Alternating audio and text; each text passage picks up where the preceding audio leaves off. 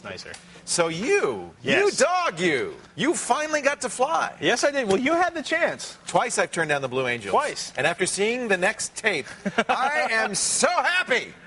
What did you do? They call it the once-in-a-lifetime opportunity. I am not going to argue. I got to fly in an F-18 with the Blue Angels. It's the U.S. Navy's Flight Demonstration Squadron.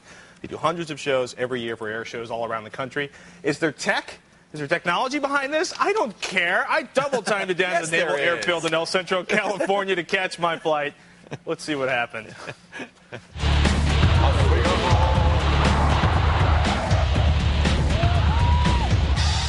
We're here at the Naval Airfield in El Centro, California. That's the winter home of the Blue Angels. Most recruiters, they show up with a folding table, maybe a little banner to go in the front, a slick suit and a bad tie. United States Navy, they show up with the Blue Angels and a stack of F-18s.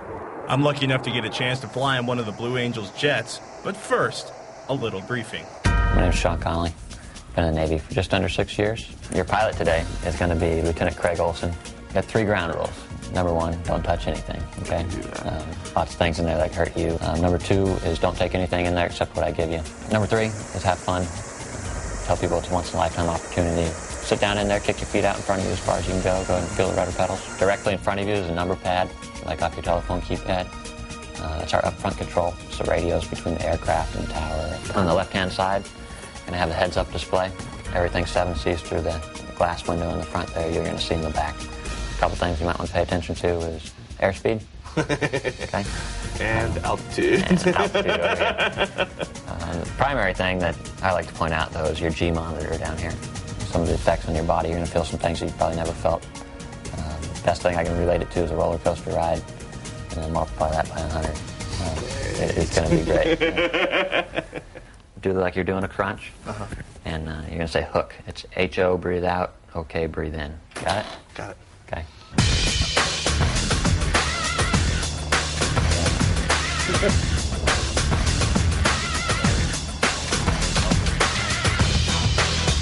You all set? I'm fired up. How'd you get this gig? Well, I'll tell you what, it's a lifelong dream for me. Joined the Navy about 9 years ago and got lucky enough to get jets and then got lucky enough to get on with Blue Angels. We actually fly about 18 inches apart at times in the demonstration. 2407, runway 30, clear for takeoff. Clear for takeoff, thanks for the help. Blue Angel 7. All right, Patrick, you all set? Yeah. Here we go.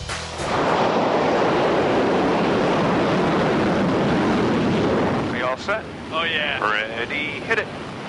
Whoa! All right, we're out of here. We have 2 flight control computers for redundancy, but what those do is basically take the stick inputs. Depending on my speed, it's going to adjust the deflection of the flight controls accordingly to give me the amount of roll that I've commanded. Should we go have some fun? Yeah. Let's do it. One more quick one to the right. Here we go. Whoa! Hit it.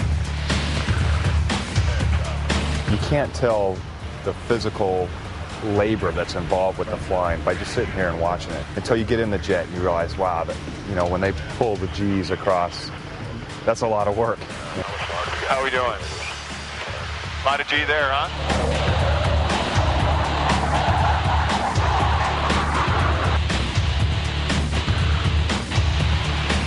36 down, approved. You're probably F-18 in the break. You'll be number 2. Wind 24010, clear land.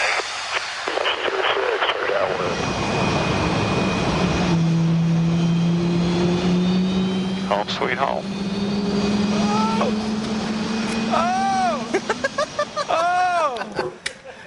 You're crazy. Long before second to last turn, right? They did a mock carrier landing, which essentially when they land on carriers, they approach hot on one side of the carrier, they do a 180 to reduce speed, a second 180 to reduce speed, then they land on the carrier, right? We went into that first turn somewhere around, I don't know, 400, 500, 600 knots, probably like 400 knots. He just jacked it up on edge. We were pulling 5 or 6 Gs. I wasn't paying attention, and you just see me. I'm just 6 times the force of gravity. Yeah. pulls all the, as you would imagine, all the blood out of your head and your toes. Yeah, well, they give you a lecture on the physiology of high G flight. The hook, yeah, the hook maneuver. If you're not doing what happens, right? Blue Angels do not fly with G suits, so they use their own basic.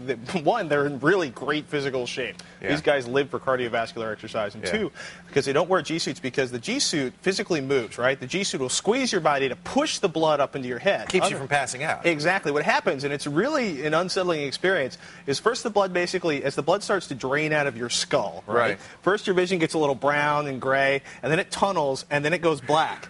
And what that means is the blood has essentially left your eyeballs.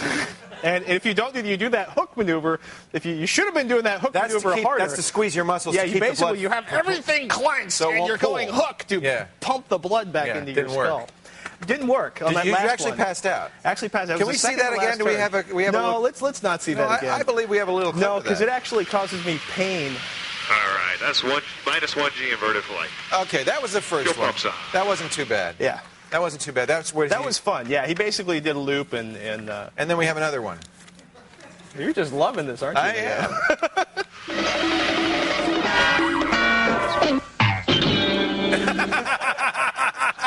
That looked like we did a split S, right?